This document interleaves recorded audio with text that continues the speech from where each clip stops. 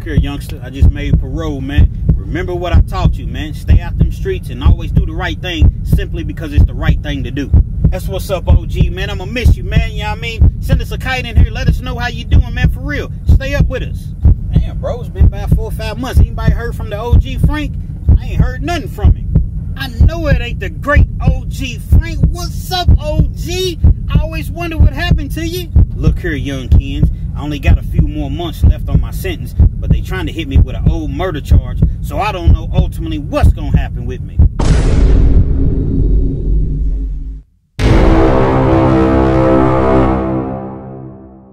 Yo, once again, it's on. Back at you one more again. Real Kins TV in the house like motherfucking kitchen sinks. You know, you all that follow me, you know that oftentimes I tell these prison stories. And so I found myself thinking back. All of these individuals that I tell stories about, some of these guys, even though I use different names, I don't want to really put their real names out there sometimes. I don't really talk to them much. Some of the ones that I personally know. So I looked up a couple guys, and I found the OG Frankie, man. And I never told you all about the story in regards to OG Frankie. So, with no further ado, let's get into this afternoon's story about the OG Frankie. Now, we'll enlighten you. If you're looking for a video, 12, 13, 14-minute videos, a channel rather, this is not the right channel for you. But if you like those 30 and 40-minute videos, then you're at the perfect spot. So just kick back, relax while you're at work, on your way to work, leaving work, just relaxing at home, trying to go to sleep, whatever the case may be. Just vibe with me, man. I'm not going to take up too much of your time, respectfully. The OG Frankie, man, I met him in the early 2000s when I first came in and started doing time. I was new to the game. I had never really been incarcerated before. And I found myself in the penitentiary. So when I get to this particular prison, which was an outside detail, it was a camp. So I wasn't behind the fence at that point. I started off behind the fence. Now, behind the fence, for you all that don't know, is behind the walls with the goons, killers, and billers, and, you know, lions, tigers, and bears. Now, don't get it twisted now. Please do not get it misconstrued. The guys that are at camps, I don't mean they're soft. It just means that some of them just didn't have violent crimes. Some of them started off behind them walls and they worked their custody levels down to where they stayed out of trouble and got good time and things of that nature. And so now they qualified to go to a camp. So I found myself at this camp, Blackburn Correctional Complex. And I was a younger dude. I came up, I ain't had no father. I ain't had no father figures in my life. No, I take that back. Let me take that back. I had some father figures in my life, but I ain't have an actual father that was there for me every single day. My mother did the best that she could do, but I needed that manly figure to be there to, hold on. Here, let me show you how to do this. Let me show you how to, change this tire. Let me show you how to check this oil. Let me show you how to tie a tie. Let me show you how to cut this grass and weed eat properly. You know, the things that men actually teach and show their sons. Now, I ended up learning how to do all of those things on my own because I was a young guy. I was inquisitive, and I would just learn how to do certain things on my own. But I think that I always longed for, not even realizing, a fatherly figure. And so when I met the OG Frankie, he kind of took to me. Not on no funny stuff or anything like that. Now, at this particular point, when I met Frankie, he was probably, I want to say maybe 40 at the most. I'll say about 40. Slender dude, had a beard, bald head, probably weighed 180, 185, 5'11". He was roughly 5'11". So, this guy, man, was just a cool individual, man. And he really taught me how to play chess. I thought that I knew how to play chess, so we would play chess every day. And he would beat my ass on that chessboard. And I'd be like, come on, man. But the more and more we played, the better I got. So then it got to the point to where I would beat him, but never, often. It was just like, okay, 1 out of 20 games. And it got to the point to where I'd win 2 out of 20 games and 3 out of 20 games. And it continued to, I never got to the point to where I just, won all the time, but I was formidable, opposed to, compared rather to when we first started. So he took an interest in me. Now, when you're locked up, you never really tell anybody, and you never really ask anybody what they're in there for. So one day we was talking, and like I said, man, OG Frankie, he was just a solid dude. Wasn't no funniness, wasn't no zestiness about him, wasn't none of that, man. Just a solid dude, man. And he was telling me one day about his situation and how he ended up where he was at. And he was saying, initially, he ended up catching a case. It was like a robbery or something like that. And he got 16 years on his case. He got the 16 years. He did the majority of that time. Now, when I say the majority of that time, he did maybe 8 years on the 16-year sentence. Then they finally let him out on parole. He gets out on parole. Back then, you used to have to stay on parole till your maximum date. So if you had a 16-year sentence, you had to be, and he did 8, he had to stay on parole for the remainder of his time. Now it's changed. You stay on parole in Kentucky just until your minimum date, not your maximum date. There's a big difference between your maximum and your minimum. Man, just rock with me, ride with me. I'm just explaining this because I know that a lot of you all have never been in the care of the Department of Corrections. So I have to paint a picture so you all know exactly what I'm speaking of. So for the individuals that know, we already know this, real kids. Just simmer down. We're going to get to it. So at any rate, he gets out, after doing 8 years on parole. He's out. Everything's going fine. He got a good job or what have you. He had actually moved up to, he was living in Texas. I want to say he was living in Dallas at the particular time. But he was still coming back to Kentucky. He was kind of like back and forth, like Radcliffe, Kentucky, somewhere right around in that area where he had, his family ties. He meets this young lady. They become more serious. She's traveling up to Texas. He's coming home. So, they're commuting back and forth. Everything is good with them. They go out one particular evening. Now, he had been out on parole for probably, at this point, he told me like 3 years. Didn't have no problems, man. Ain't never got in no trouble in the 3 years. He didn't fail no drug test. He kept a job. He had a job like in construction. Everything was good. They go out to a bar one particular evening with this young lady that I just mentioned. And it's kind of like a TV scene because this is really what you see on television in the movies. The ex-boyfriend comes up. And even though she's done with him, he's not done with her. And he can't understand why she won't accept his phone calls.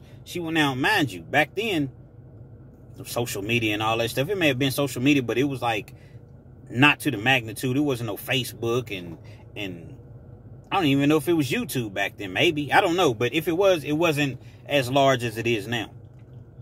So, he hasn't been able to reach her. He sees her at the bar.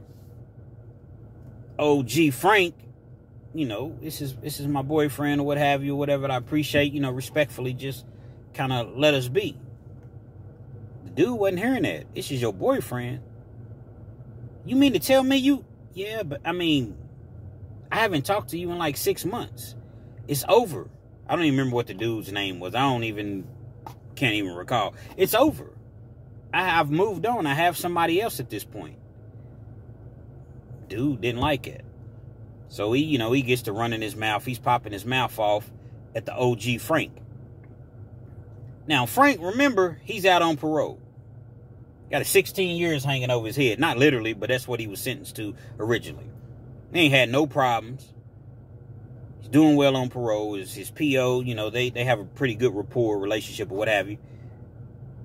But you got to keep in mind, this dude is he's a violent type individual. Now, he's not violent to like women or he's not going to just be violent just to be violent. If you do something to him and you cross that line, you're going to get your issue. Urban Dictionary, you're going to get your ass beat, whooped, maybe even killed out this bitch. I'm sorry, I couldn't help it. So, he's sitting there, and he's listening, but he's trying to not interject. She's doing a pretty good job handling the situation. So, he's on his alerts, though. He's on his P's and Q's while this dude is speaking with this young lady. But at the same time, the OG Frank really don't want to get involved. He don't want to go back to prison. He don't want no problems. The guy ends up walking off. They finish their drinks. He does the best thing at the particular time that he thought he could do. Let's just leave, baby. No big deal, man. I've been in that situation before where I still, was in love with a woman, and you're so beautiful and kind and pleasant and such a great personality and a pleasant thing to look at or whatever. What man wouldn't want to have you back? So, she smirks. Oh, you so crazy. You so crazy, baby, Frankie. So, they go through that or whatever, and they leave. They pay their tab or whatever, and they leave. They go outside. They get in the car. Wow. Flat tire. Tire's totally flat. Man. Daggone tire's flat. Don't worry about it, baby. I got it, man. Just got it. Just calm down or what have you. Get in the car. I got you. He goes in the trunk. He's going in the trunk to get the spare out. He's going to change the tire. Give me 5 minutes. I have his, bad boy put on or what have you. And then we'll be on our way. So as he's in the trunk and he's changing the tire, the dude comes back. He sees them outside. The very same dude that was in the bar, he comes back. But this time when he comes back, man, he really has an issue. OG Frank's like, now at the particular time, the OG Frank wasn't an OG. But when he's telling me this story, and the reason I know is because he told me this story, as I previously mentioned. Listen, bro. I don't know what your problem is. I don't want no trouble. I don't want no problems, man. She's with me now. She's already told you that, she didn't want to be bothered with you at this point. I don't want no trouble, bro. Just let it be, man.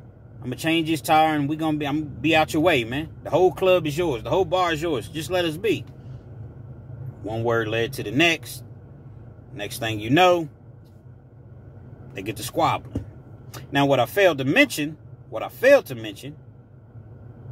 is that the OG Frank was far from slow.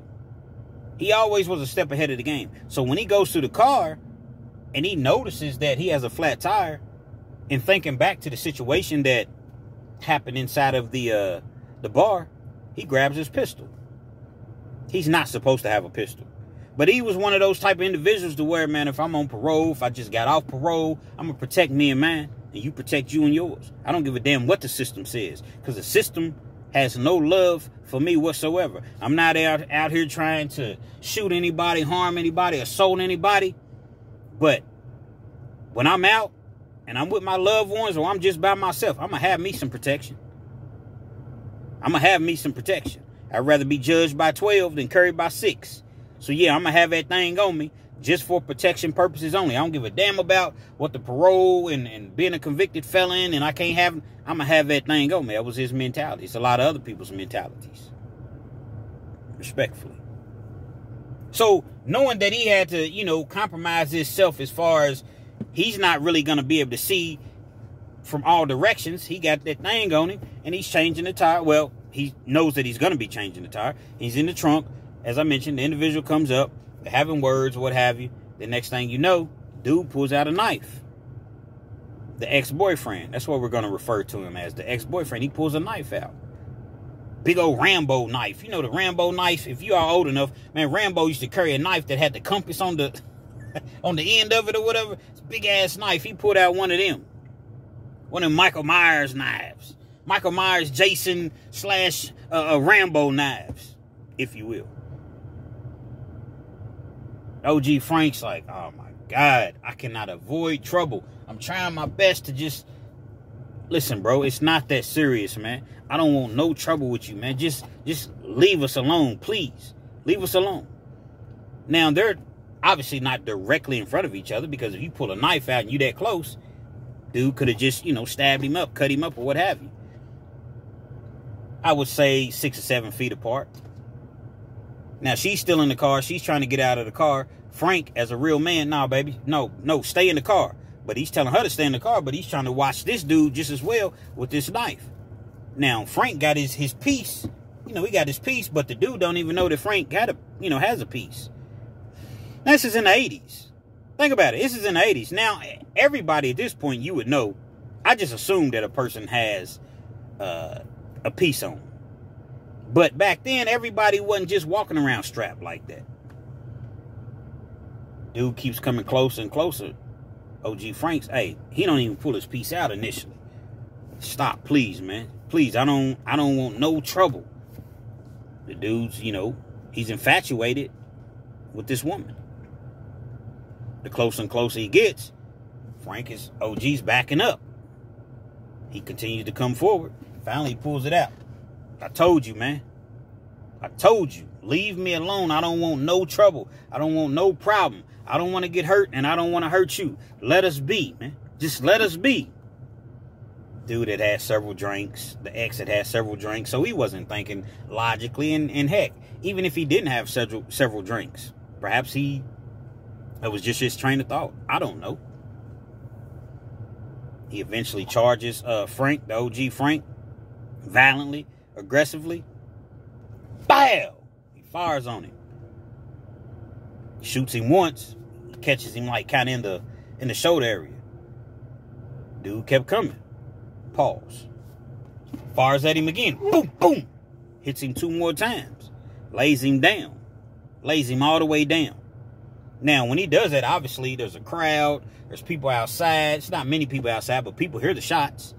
So, OG hurry up. He changes the tire. They out.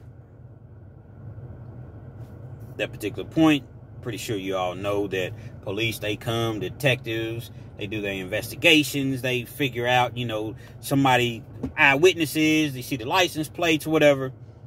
Well, through an investigation, they figured out that it was the OG Frankie that had shot this dude. OG Frank. I called him Frankie, but he ain't let too many other people call him Frankie.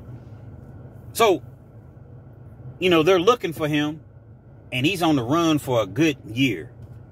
Well, he's still on parole, but he can't go see his PO because he's figuring, man, if I go down there and see my PO at any given time, they could have a warrant for my arrest. I don't know if I killed the dude, unalived the dude, rather. I don't know if he made it. I don't know exactly what happened. Only thing I know is I did what I did, and I'm not taking a chance of going to that PO's office and not walking out of there. They just gonna have to catch me when they catch me. Well, obviously, if he's thinking that he has a warrant out on him, you know, he's had to quit his job. He's had to, you know, so now he's really, really struggling. He was doing well, but now it's to the point to where he's struggling. He's back and forth, you know, going back to Dallas and you know, his ties. I think he had ties in Cleveland just as well. So eventually he ends up getting caught up. Matter of fact, he ended up getting caught up in Dallas. He gets caught up in Dallas. Sits in the county jail for like a month. They extradite him back down here to Kentucky. So he's in the Kentucky jail, and he's hit with the charge of attempted murder. The dude made it. But the thing about it is this, because the dude ended up pointing him out.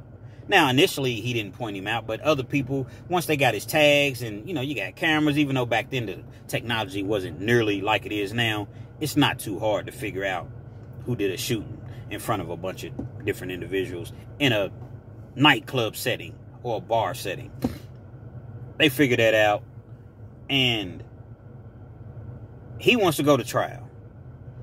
The thing about going to trial, how can I go to trial? I really feel like I'm innocent right here. The guy was coming at me with a Jason knife. You know what I mean?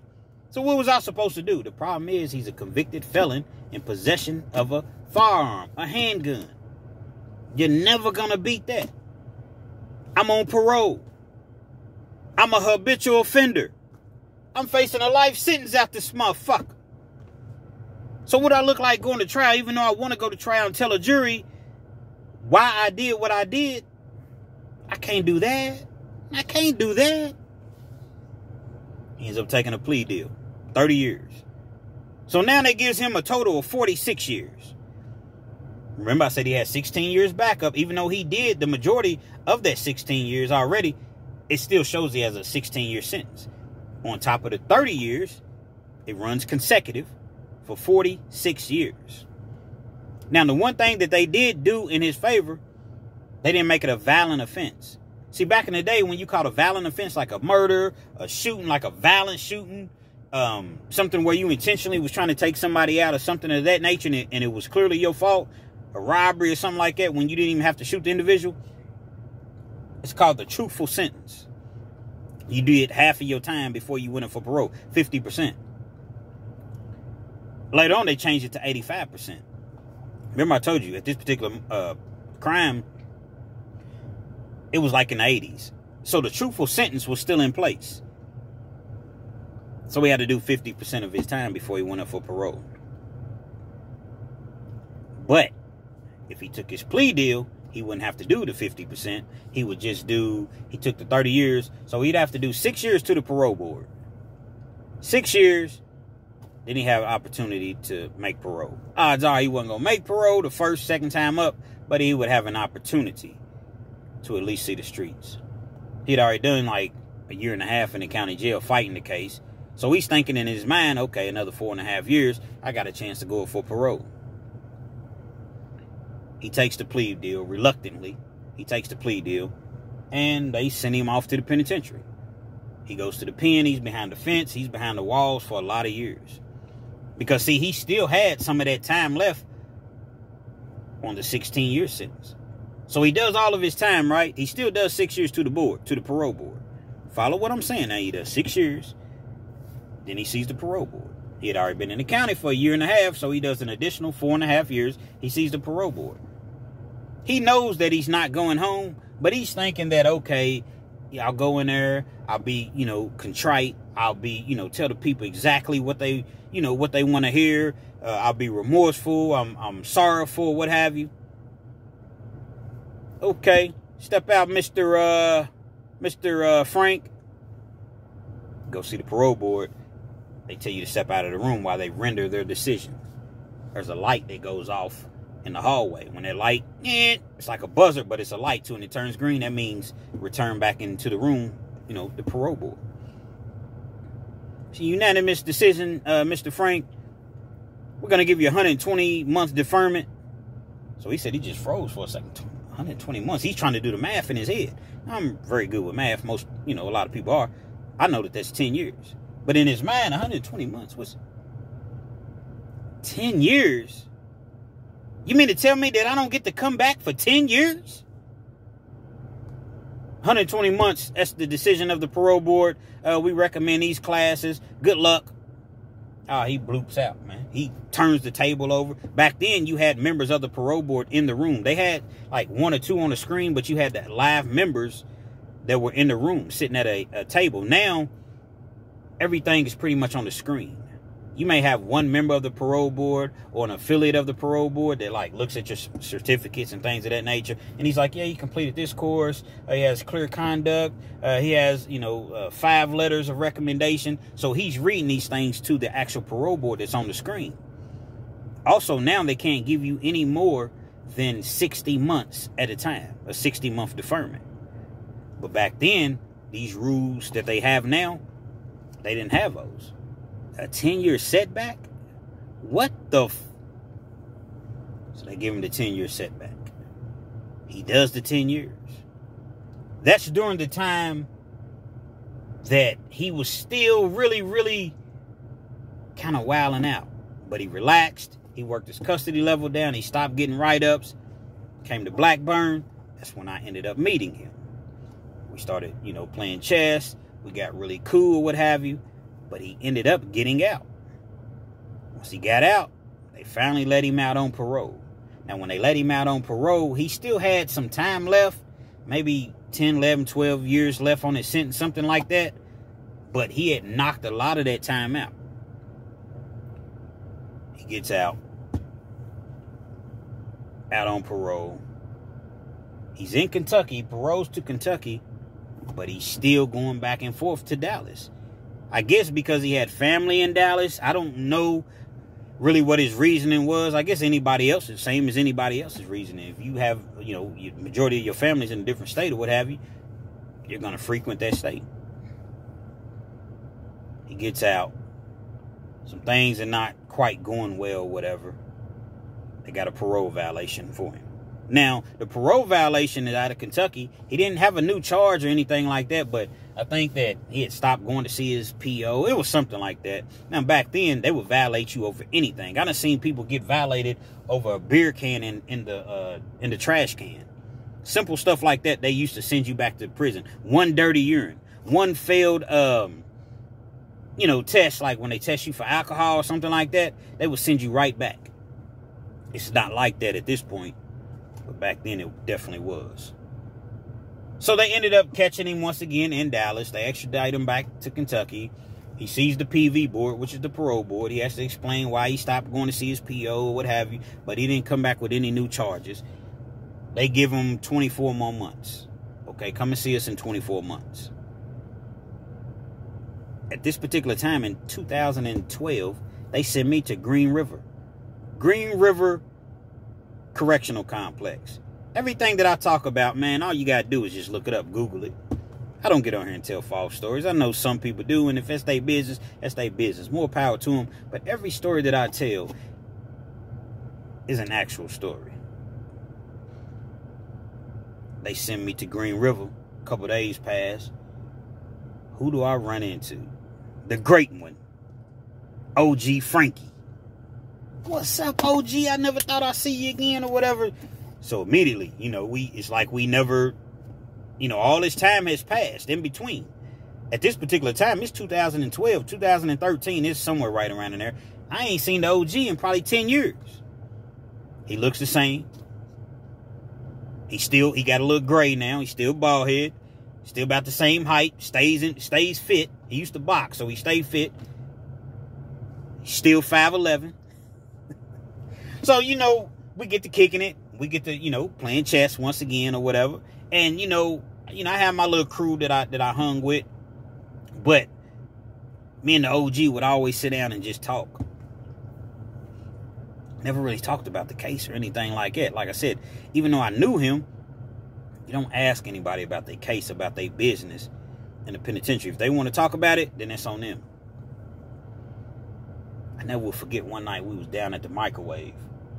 In Green River, man, they shut down the yard so early, at like 8:45, you go in and they count. And if you get a cool CO on, they might let you back out at about 9:15. You can go get your shower, go make your last phone call for the night, throw your food in the microwave or whatever if you can get to it, because there's so many people that's, trying to do the same thing you're trying to do.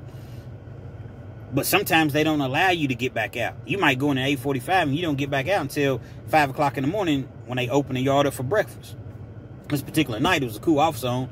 About 9:15, he allowed the yard to open back up, or the dorm to open back up for about 45 minutes to an hour. So I'm down there and I'm talking to the OG, man, and he's like, listen, man, I don't know really what's going on, because I'm supposed to be leaving. I'm supposed to be serving out. Like, he was close to serving his complete sentence out. The whole 46 years, he was going to be done. Because in prisons in Kentucky, you can take classes and get good time. Every class that you take, it knocks 90 days off your sentence. Well, it may not seem like a lot, but when you've been locked up a lot of years, multiple years, and you've taken 10, 15 classes, plus you get an automatic, like 6 months off your sentence. Well, actually 3 months. I think it's 3 months off your sentence anyway, just for being locked up and not getting into any trouble. You can cut that time down tremendously. I'm about to serve out my sentence, man, but I don't know if I'm gonna ever make it out of here. Like, dang, man, what's up, OG? You got a problem? I mean, what's the issue? He's like, nah, man, I ain't got no problems. I'm gonna handle that. I'm gonna handle any problems I got. He said, man, about a week ago, he said, actually, about 2 months ago, the state police came down here and wanted to talk to me. Said, then they ended up coming back again to talk to me again. So I'm like, man. So I don't really know what to say, because I don't want to be like, I really want to be like, damn, OG, for what? What they want to talk to you about?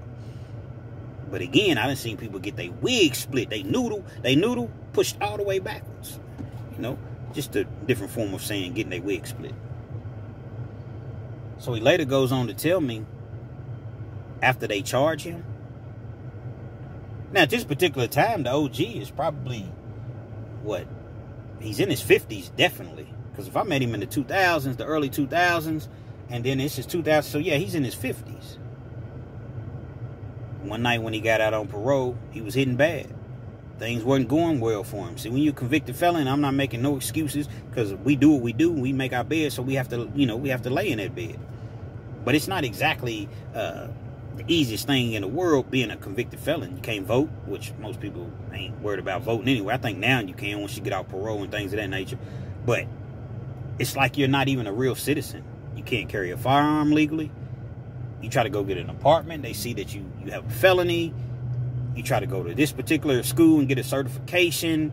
It's just very, very difficult living life being a convicted felon. It just sounds bad. Convicted felon. They need to make a movie. Now, like I said, Jason and Candyman and Michael Myers and Texas Chainsaw Man, they need to make a movie, and the individual that's doing all the convicted felon, that's how they make it really, really seem. Half the time, man, people's petty theft, child support, which you should pay your child support, but I'm just saying, 10 years for child support, freaking credit card fraud. These are the type of people that they fill the Kentucky prisons up with, because prison is not about taking the bad people off the streets. It's a money grab. It's a money thing, keeping them beds filled. So he tells me that, he's having a hard time. He gets laid off his job. He can't really do construction the way that he was once doing it because he done got older and his back. And one night his partner said, hey, I got a lick for us. And it's an easy lick. It was a dude. He was in the game. He was a heavy hitter, out there in them streets. Kept boatloads of cash at the house, supposedly. The girl that the dude was messing with, she was tired of his antics. He was beating her, cheating on her, just treating her just terrible. So the OG Frankie's partner was affiliated with this lady, his ex. She sets the whole thing up. Listen, man, he likes to drink. I can get him drunk one night. I'm gonna leave the back door open. Y'all come in. I'll let you know where the money's at. After y'all leave, you out or whatever. Make it look like you kicked the door in and some things like that. Nobody gets hurt. Just cut me in 10 grand. Everything's cool. First couple times, the OG Frank says, nah, man, I'm not with that, man. Because I don't want to put myself in a predicament to where I go back to prison for the rest of my life. It's my third strike, I'm out. I'm done. And even though Kentucky doesn't have a third strike law, still, if it's your third time on some violence, man, you done. Times got tougher. They got to talking about the situation again. He calls the girl up, the young lady, his ex or what have you. And when I say he, I'm referring to the OG Frankie's partner that he was going to do the lick with. Calls her. Everything's cool. They set it up. They make their move. They come in one night, back door, left open. They in the bed. Come in, get it out. They masked up. They got masks on, you know what I mean? Get it out. Get what out? I don't know what you're talking about. So, the girl, the young lady, she's playing her part. Please stop, just give it to him. I don't want to die. I don't want to be unalive. I don't want any problems. Just give it to him. The dude's like, hey, man, I ain't got nothing, man. Look, bro, we not going to go back and forth with you, man. I'm going to ask you one more time to give it up. So the OG, Frankie, he's like, nah, man, just keep an eye on him. I'm going to ransack the place or whatever. He's going through, he's looking for everything. Now, the woman has already told him where the money's at. You see what I'm saying? But they're, they don't want to implicate her or whatever, so they're acting as though they don't know. So he's ransacking the place. The dude, he's got an eye on both of them, but really, the main focus is the dude. They find some money. I think he said they found like 15 G's. They like, nah, we know it's more in here than this. 15,000. a heavy hitter like you. They grab his jewelry off the table or whatever. Anything that they see that's valuable, they going through the drawers. They want it all. They want the big score, the big lick. Dude, man, I don't know what you're talking about, man. I don't know what you're talking about. The OG, Frank, he don't play no games, man. He don't play no games. He comes in, he takes his mask. I don't know why people always do this. You don't got to take your mask off to show that you serious. That's like, I'm serious now. But if I take my sunglasses off, oh, guess what? I'm really, really, really serious. Takes his mask off. Dude still ain't trying to come up off of it. Next thing you know, bow, bow, bow. The OG don't off him. His partner does. So he's looking at him like, bro, why'd you do that? This is a scare attack. This dude's in the streets. He can't go to the police on us. Why did you do that? So now they worried about the neighbors hearing the shots or what have you. So they can't ransack the house anymore. They got to immediately get out of there with the quickness. They can leave. But the OG is like, listen, man. OG Frankie's like, nah, we got to do her too, man. So the ex is like, ho, ho, ho. No, we ain't got to do her. She's solid. Listen, man. She's screaming. There's blood everywhere. Nobody was supposed to get hurt. This was a dude that she was with. You still in love. Your feelings involved. We got to do her just as well, man. She done seen my face. We got to do her, man. I'm not going to say anything. I promise. I'm not going to say anything. OG Frankie really, really wanted to do her in, man. Just for the simple fact that he didn't want to leave a witness behind. It's not that he wanted to do anything to a woman or any other human being. It's just that it's because of her all of this happened, because she set the whole play up. And then it wasn't nothing but 15 G's in here. Nah, dude, I can't let you do that, man. So they go back and forth, but they know they got to get out of there. So they end up leaving. They leave the girl. I'm sorry, the woman. They're out. Years later, as I mentioned, nothing was ever said. But this was always something that was in the back of OG Frank's mind. Knowing that this individual seen his face. Knowing that you was a part of a home invasion, a robbery, a murder. And what other charges that they'll throw on top of that. But those are the major, charges that he would never see the day of light again. He'd never see light of day again. I'm sorry. I said day of light. He'd never see light of day again. Because I mentioned, he tells me, as far as state police coming to see him twice or whatever. And he tells me this information. I guess he just knew that he was done in. He tells me this information. Lo and behold, the people come. They was trying to make it seem like he was facing the death penalty. The people come. He's already in his 50s. He gets charged. He gets directly charged, which means they take it straight. It's like, typically when you get charged, you'll sit in the county jail and they got 60 days to indict you, send it to the grand jury, and then once they do that, you'll go to felony court. They already had all the information that they needed, so the whole thing to where you sit in the county jail and things like that, it was superseded. It wasn't necessary. It went straight to felony court. It was a direct indictment. They had all the information that they needed on this individual. Now, he's at the very end of his bid. He's getting ready to serve out. Now they hit him with a murder charge. Got a witness. The young lady that he spared. The young lady that he wanted to off at the time was a star witness. Brought both individuals down. He ended up getting an additional 30 years for that. Pled out to another 30 years. He pled out to the 30 years, basically sealing his fate. You'll never get out again. And they was telling him he was facing a death penalty. I don't think he really, really was, because it wasn't premeditated. It wasn't, but he didn't want to risk it going to trial. And he took the additional 30 years.